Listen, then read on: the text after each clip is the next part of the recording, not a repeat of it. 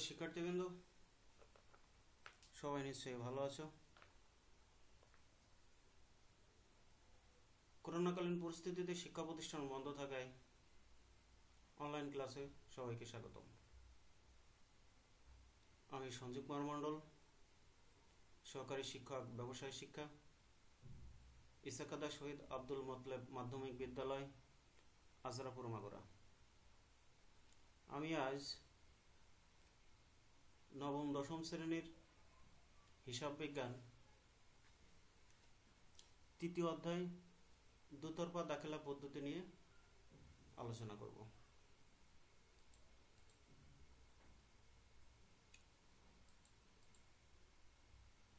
আমরা নিচের ছবি রেখি। এখানে কিন্তু দুটো পক্ষ আছে, দুটো ব্যক্তি, দুটো পক্ষ। একজন বিক্রেতা অথবা দাতা, মানে যে দিচ্ছে অথবা বিক্রি করছে, আর একজন ক্রেতা অথবা গ্রহীতা। গ্রহণ করছে গ্রহীতা, যে দিচ্ছে সে হচ্ছে দাতা। আরেকটা ছবি দেখি। এখানে আমরা দোকানদার হচ্ছে বিক্রেতা, আর এখানে আছে এরা হচ্ছে ক্রেতা। এখানেও কিন্তু দুটো পক্ষ বিদ্যমান, বিক্রেতা আর আছে হচ্ছে ক্রেতা বা গ্রহীতা। আরেকটা ছবি আমরা এখানে লক্ষ্য করি, বিক্রেতা বা দাতা এখানে, আর এই পাশে যাচ্ছে যারা আছে ক্রেতা বা গ্রহীতা। আজকে আমাদের আলোচনার বিষয় হলো দুতরফা দাখিলা পদ্ধতি। আমরা এই অধ্যায় থেকে কি কি শিখব? হিসাব বিজ্ঞান ও দুতরফা দাখিলা পদ্ধতির জনক কে বলতে পারবে? লেনদেনের দ্বৈত সত্তা নীতি ব্যাখ্যা করতে পারবে? লেনদেনে জড়িত দুটি পক্ষ চিহ্নিত করতে পারবে? হিসাবের প্রকারভেদ ও ডেবিট ক্রেডিট নির্ণয়ের নিয়মাবলী উল্লেখ করতে পারবে? হিসাবের ডেবিট ক্রেডিট নির্ণয় করতে পারবে। আমরা ছবিটা লক্ষ্য করি, সবাই চিনতে পারছে ছবিটা। দুতরফা দাখিলা পদ্ধতির জনক লুকা প্যাসিওলি। ইটালি প্রসিদ্ধ গণিতবিদ লুকা প্যাসিওলি 1494 খ্রিস্টাব্দে আর্থিক ঘটনাবলী লিপিবদ্ধ করার পদ্ধতি সর্বপ্রথম বর্ণনা করেন। আমরা সংজ্ঞাটা জেনে নেই। যে হিসাব ব্যবস্থায় প্রতিটি লেনদেন দ্বৈত সত্তা বিশ্লেষণের মাধ্যমে একটি পক্ষকে ডেবিট এবং এর সমপরিমাণ অর্থ দ্বারা অপর পক্ষকে ক্রেডিট করে লিপিবদ্ধ করা হয় তাকে দুতরফা দাখিলা পদ্ধতি বলা হয়।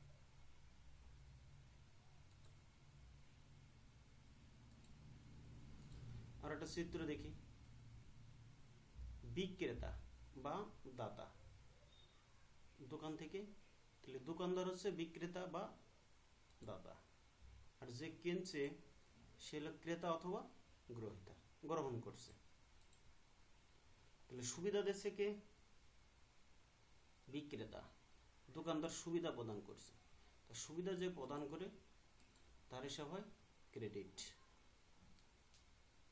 তাহলে যে সুবিধা প্রদান করবে সে ব্যক্তি বা প্রতিষ্ঠান, যে কেউ হতে পারে, যে সুবিধা প্রদান করবে সেটা হচ্ছে ক্রেডিট। আর যে ব্যক্তি সুবিধা গ্রহণ করবে, ব্যক্তি হতে পারে, প্রতিষ্ঠান হতে পারে, সুবিধা গ্রহণ করলে সে হবে ডেবিট। তাহলে তোমরা নিশ্চয়ই বুঝতে পারছো, সুবিধা প্রদান করলে ক্রেডিট, আর যে সুবিধা ভোগ করবে বা সুবিধা পাবে সে হবে ডেবিট। এটা হচ্ছে লেনদেনের দ্বৈত সত্তা।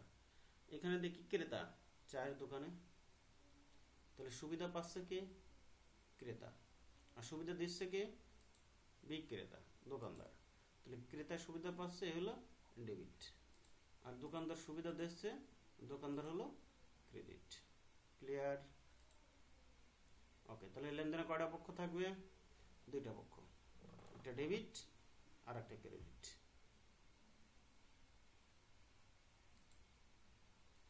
আমরা একটা দেখি, বিক্রেতা দ্রব্য দিচ্ছে আর ক্রেতা কি দিচ্ছে?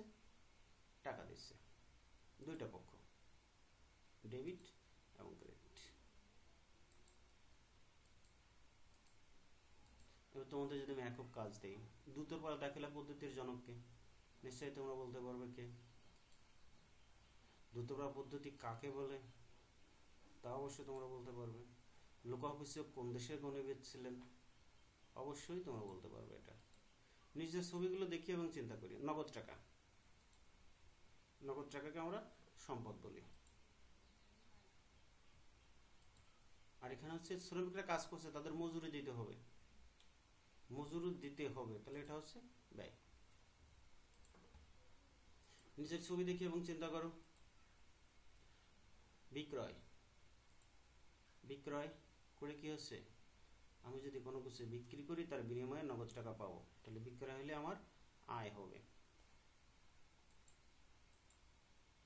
ব্যাংক ঋণ, ব্যাংক থেকে ঋণ নিছি, পরিশোধ করতে হবে, এটা তাহলে এটা হচ্ছে আমার জন্য দায়। মালিকের পাওনা, মালিক পাবে, এটা হচ্ছে মালিকানা সত্ত্ব।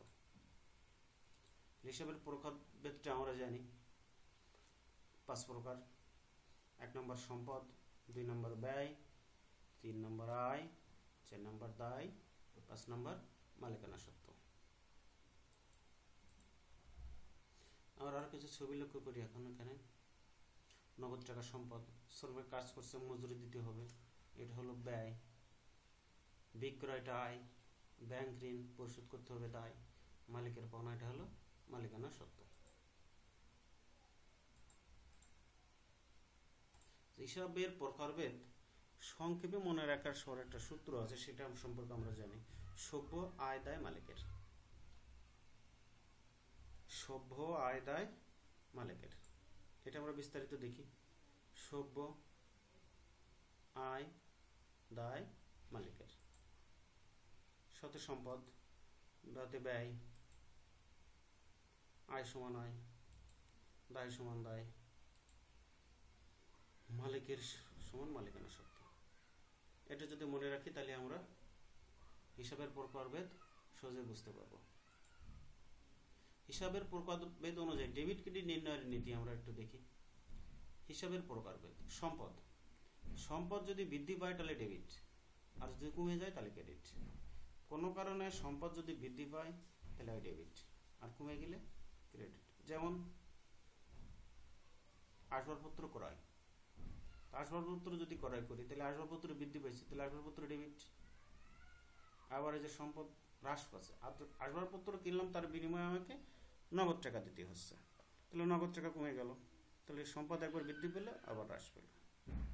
তাহলে সম্পদ যদি কোনো কারণে বৃদ্ধি পায় তাহলে ডেবিট হবে, আর যদি কোনো কারণে কমে যায় সেটা হবে ক্রেডিট। দায়, দায় বৃদ্ধি পেলে ক্রেডিট, হ্রাস পেলে ডেবিট। আয় হিসাব, আয় বৃদ্ধি হলে ক্রেডিট, আয় হ্রাস হলে ডেবিট। ব্যয় হিসাব, ব্যয় বৃদ্ধি পেলে ডেবিট, ব্যয় হ্রাস হলে ক্রেডিট। মালিকানা সত্ত্ব, মালিকানা সত্ত্ব বৃদ্ধি হলে ক্রেডিট, মালিকানা সত্ত্ব হ্রাস হলে ডেবিট। এক নজ হিসাবের প্রকারভেদ ডেবিট ক্রেডিট নির্ণয় মনে রাখার উপায়টা আমরা সহজে একটু জানি।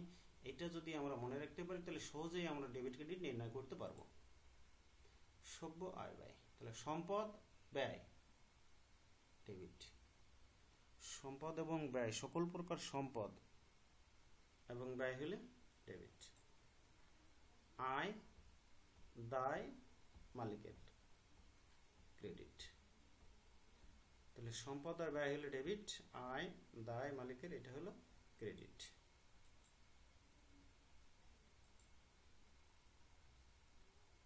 সম্পদ বৃদ্ধি পেলে ডেবিট, সম্পদ ব্যয় বৃদ্ধি পেলে ডেবিট। সম্পদ এবং ব্যয় কোনো কারণে যদি বাড়ে যায় বা বৃদ্ধি পায় তাহলে ডেবিট, কমে গেলে ক্রেডিট।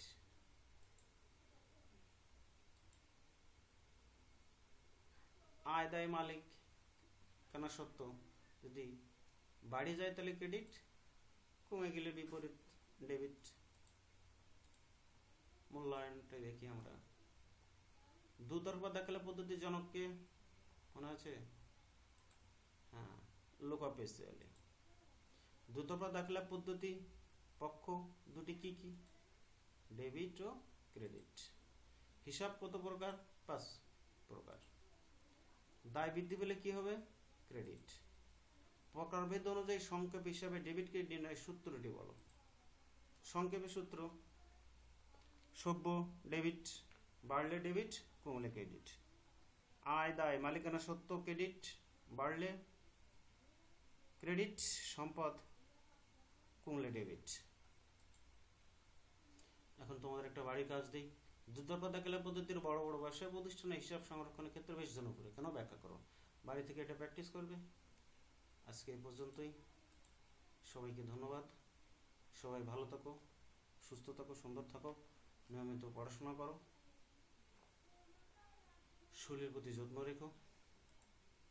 এ পর্যন্তই, বিদায়।